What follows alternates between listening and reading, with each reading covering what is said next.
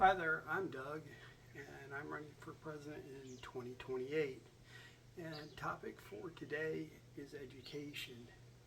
Education policy has been one that has been basically a purse for a lot of schools for a number of years. Um, we are looking to change that model. Government has lost its way in a lot of areas. Um, you can see that with what Trump is doing. I'm not sure that every American is very happy with what's going on with Trump and his quick, massive changes, fast and furious, but that's what he's doing. Um, the Department of Education is one area where it's a good thing, and yet what it's doing isn't always all that good. We've got money being handed out to schools, and then they're having to hire administrators and doing a number of things that are not necessarily helping education. Our federal government has layers and layers of things that are impeding money going directly to um, children's education in our country. And we're placing a federal focus on education when the focus of education should be local. The federal government should be providing oversight and teaching schools how to approach their finances and how to approach businesses about what their needs are and what they need in the way of an educated workforce. The federal government should not be a purse. Granted, that purse is only about 8% of what schools spend, but that's still a huge amount of money that the Fed shouldn't be spending when that money can be found locally. Businesses should be helping their own cause by helping to get kids educated to meet their workforce needs, as well as ensuring that kids whose focuses in education and desires and interests lie beyond what those local businesses need. But for some kids, it's an opportunity to leave high school, get a job, be able to do things such as get an apartment or buy a house, buy a car, those things that they feel are important to them, and then utilize the funds that are available within the organization to advance their education. That said, that's a big lift for schools. Government needs to help schools make that lift. They need to train people how to go after that funding, because there are companies in every area that can help provide additional funding for schools. Local community and school boards, they need to be actively engaged in what schools are doing, but there also needs to be school choice. So there needs to be private schools, charter schools, public schools, homeschool. There needs to be a voucher system where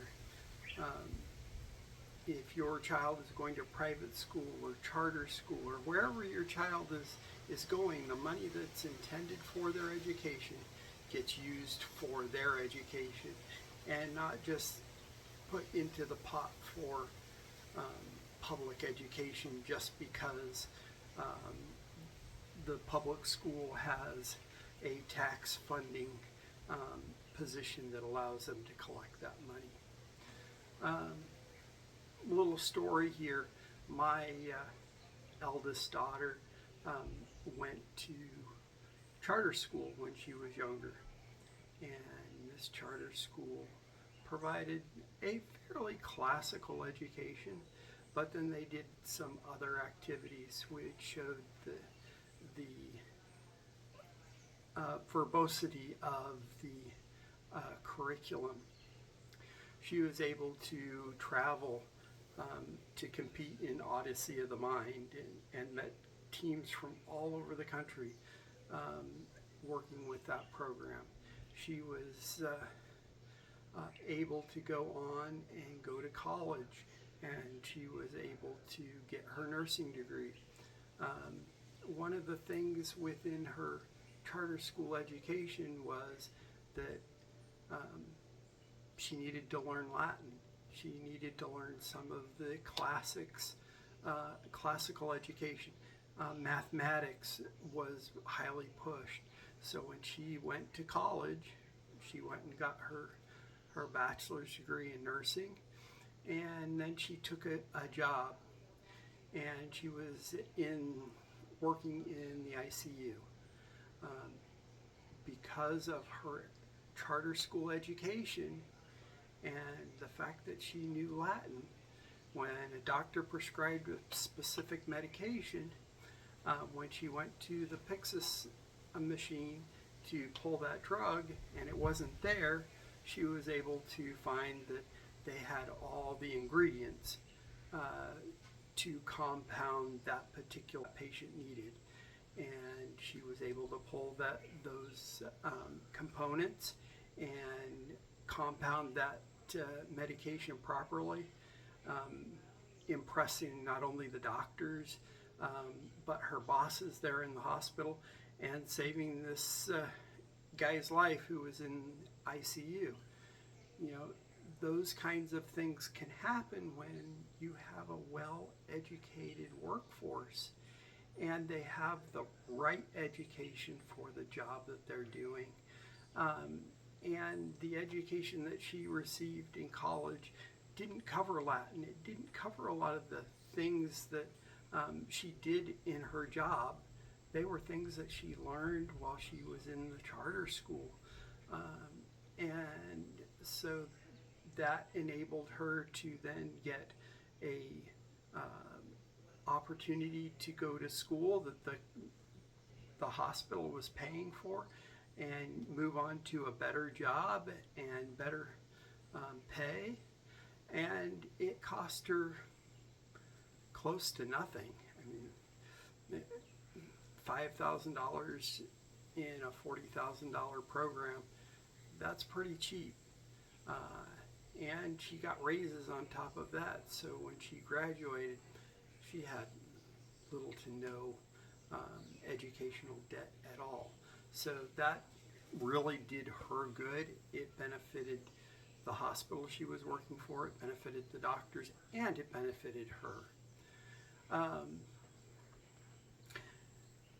That's just one example of what can be done when education is done right and is looking out not only for the student but for the businesses and for the individuals in the community.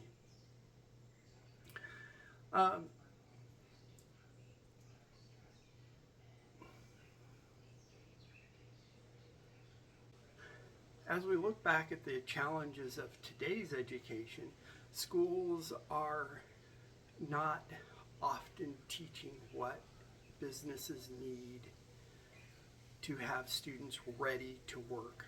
Now, they're providing what has been being provided 30, 40 years ago. That's not good enough in today's workforce. Granted, they've added some computers into the curriculums, and they've added a little bit of programming and a little bit of this and a little bit of that, but it's not enough. And schools aren't going out and communicating with the businesses in the areas. And as it is, a lot of these students, they graduate from high school and they can barely work a fast food job.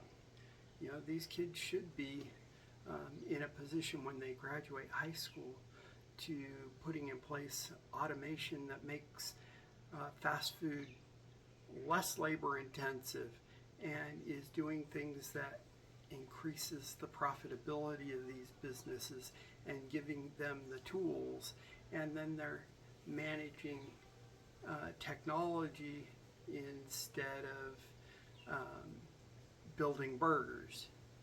And in that way, they're able to pay their workers more money, and they're able to increase their revenue because they're making more product with less people, with more automation, and one person is handling a number of jobs because they're able to handle the technology that's running and doing everything within the business.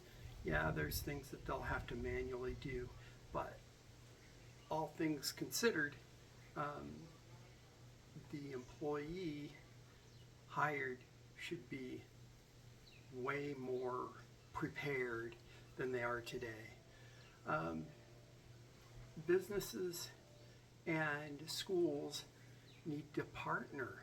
You know, there's situations where students are not getting the education that they need, and there are a lot of professionals out there who would be willing to go and teach classes and teach just a single class that they are extremely qualified to teach in. You know, we've had movies based on this, you know, with Stand and Deliver, Jaime Escalante, who teaches calculus down in LA and helps these kids exceed beyond in math. That shouldn't be something that needs to have a movie made of. That's something that should be commonplace. Business and education cooperation should be part of that to prepare students to move on to bigger and better things and ensure that students are getting what they need, not what some administrator thinks they need. Education is significant.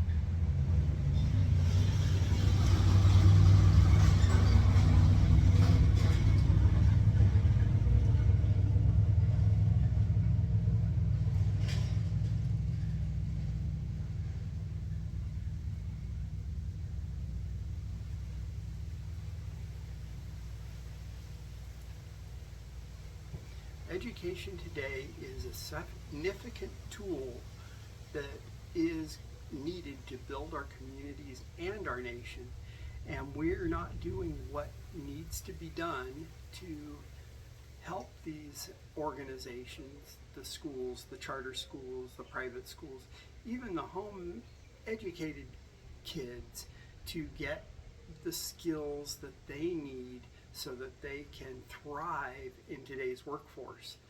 And we're not even having kids ready for college. They don't have the skills. They don't know how to learn. They don't know how to teach themselves. There's a lot of things that they're lacking. They need better teachers. They need industry teachers. And when kids are ready for the workforce, it allows them more opportunities. They can go to school directly out of high school. They can get a job so that if they do decide to go to college, that the cost of college isn't as exorbitant.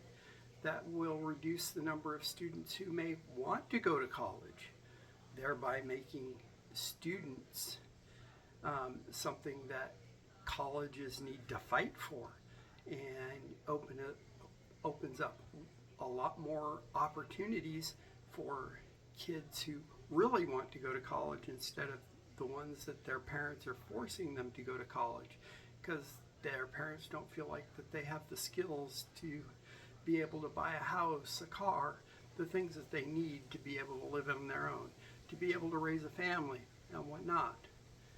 Our schools are failing our communities and our children because they're not ready. Our businesses, our schools, our nation need kids well educated. And it's something that doesn't need to happen tomorrow. It's something that needs to happen today.